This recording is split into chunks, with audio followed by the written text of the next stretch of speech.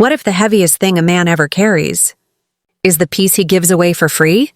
What if your presence isn't a given but a gift the world only recognizes the value of when it's gone?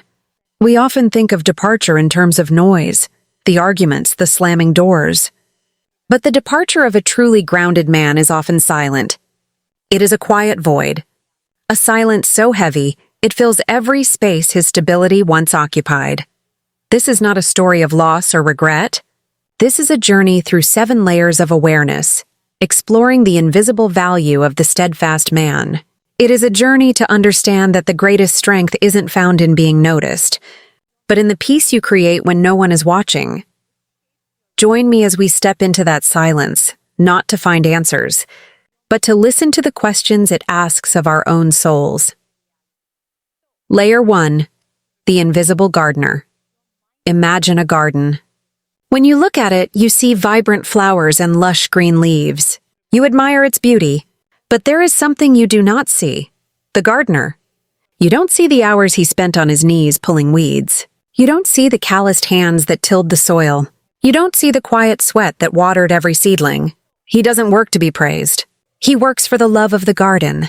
A good man is like that gardener. He is the cultivator of the relationship's soil. His effort isn't found in expensive bouquets or loud promises. His effort is the patience he offers in the face of your chaos, the listening he provides when you need to unload, the forgiveness for mistakes you didn't even realize you made. He quietly removes the weeds of insecurity, tills the soil of trust, and waters the seeds of peace. Because his work is so silent, so consistent, it eventually becomes invisible. You get used to the garden always being beautiful, and you forget that someone is tending to it day after day. You assume that peace is a natural state, not realizing it's the result of relentless effort. It is only when the gardener leaves. The weeds begin to grow. The soil turns dry. The flowers start to wilt.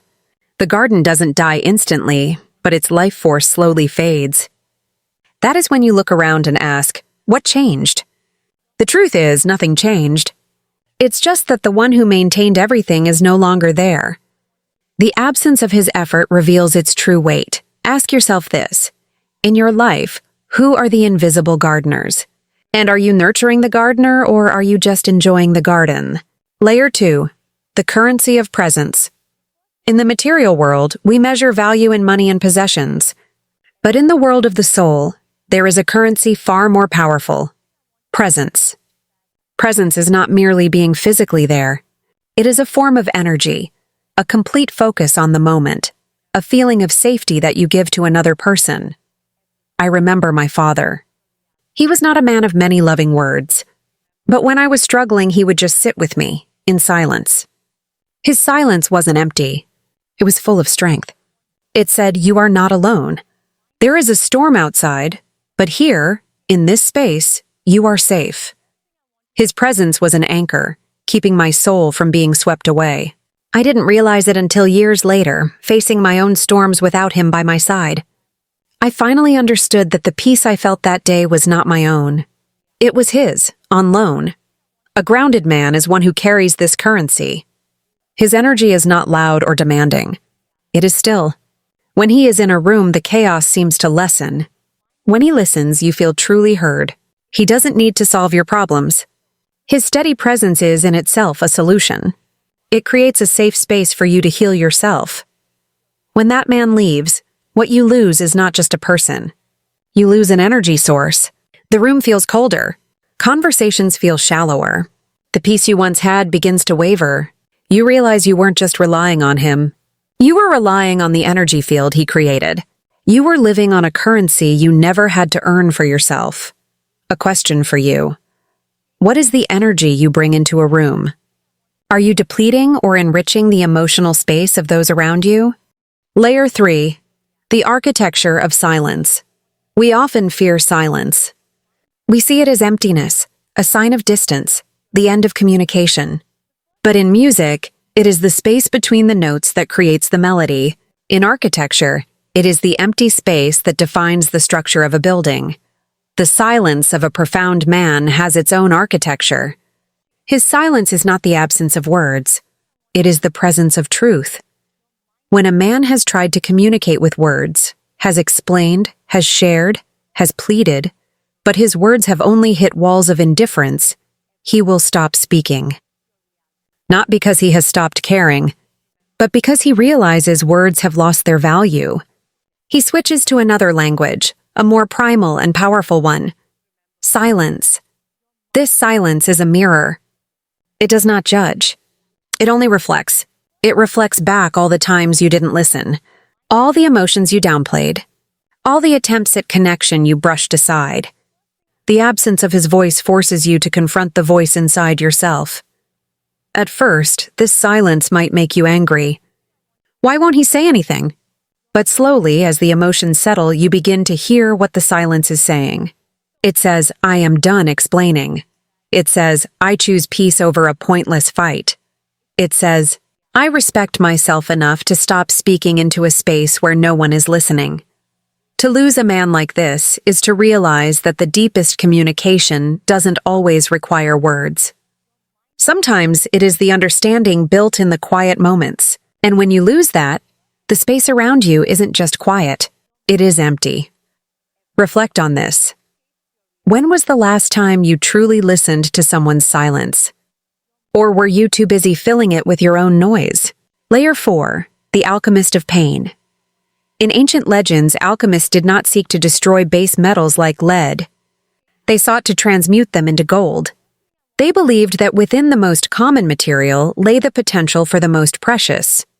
Every man carries base metals, his pain, his wounds, his failures.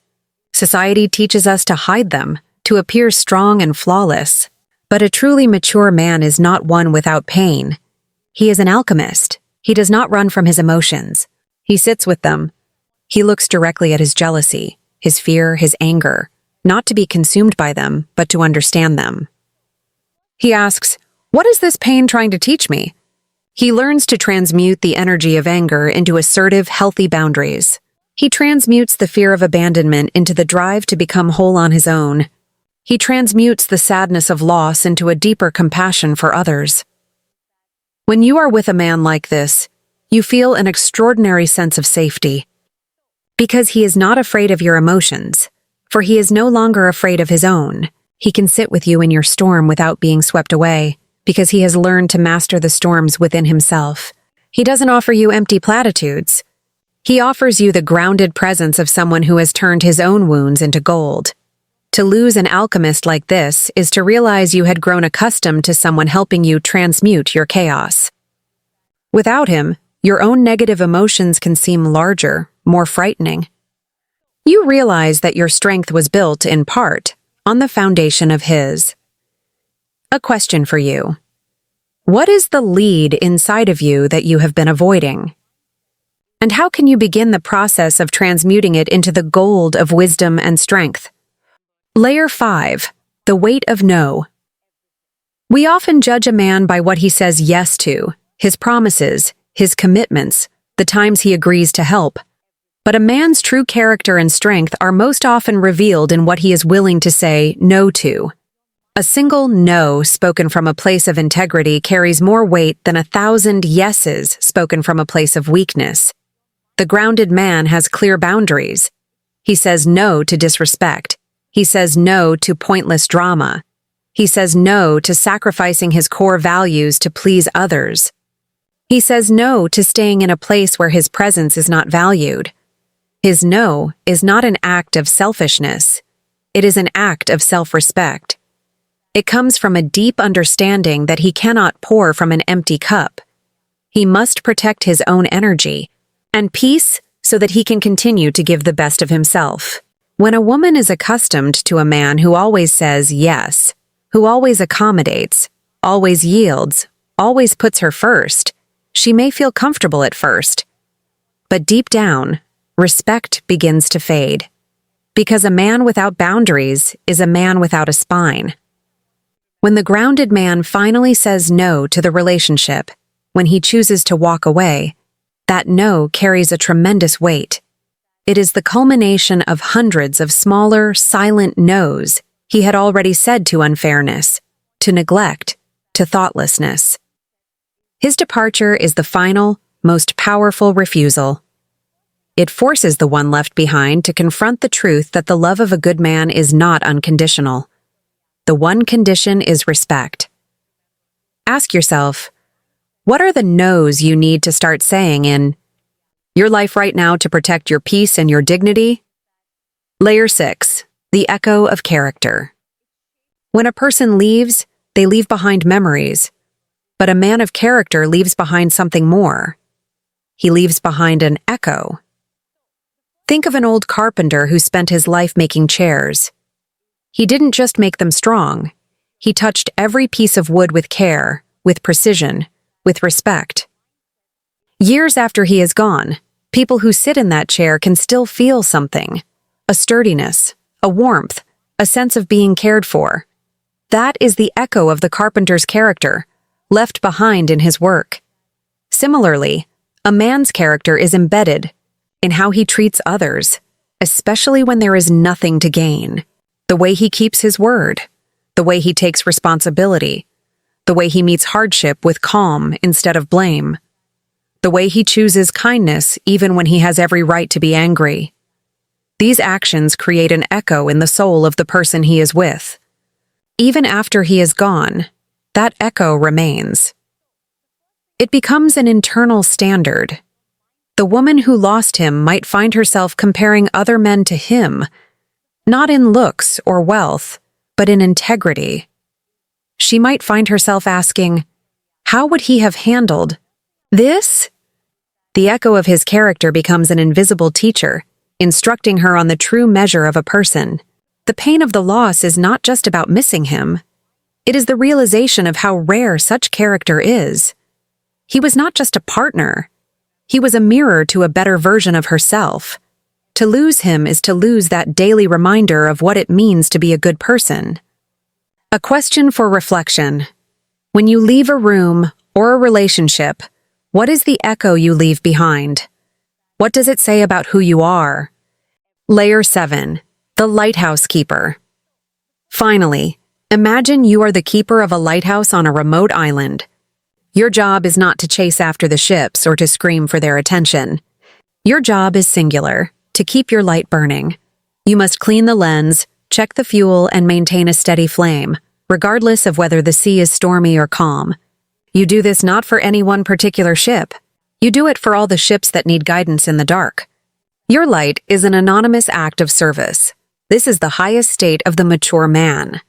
He ceases to be a ship, constantly searching for a safe harbor in another person. He becomes the lighthouse. He focuses on keeping his light burning, which is his mission, his health, his wisdom, and his inner peace. He is no longer obsessed with getting a relationship.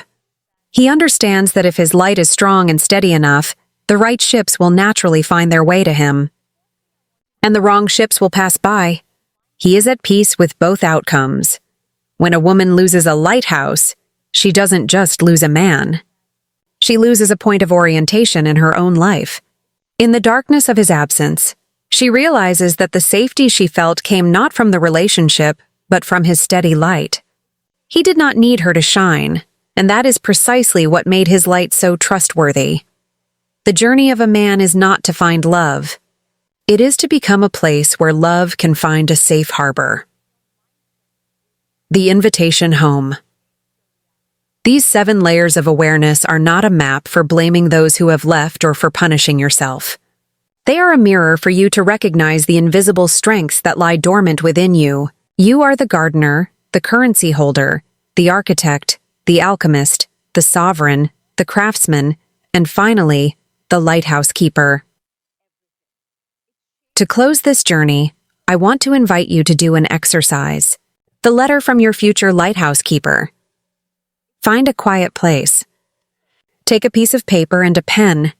Imagine the version of you 10 years from now, a version that has fully become the lighthouse, steady, peaceful, and wise.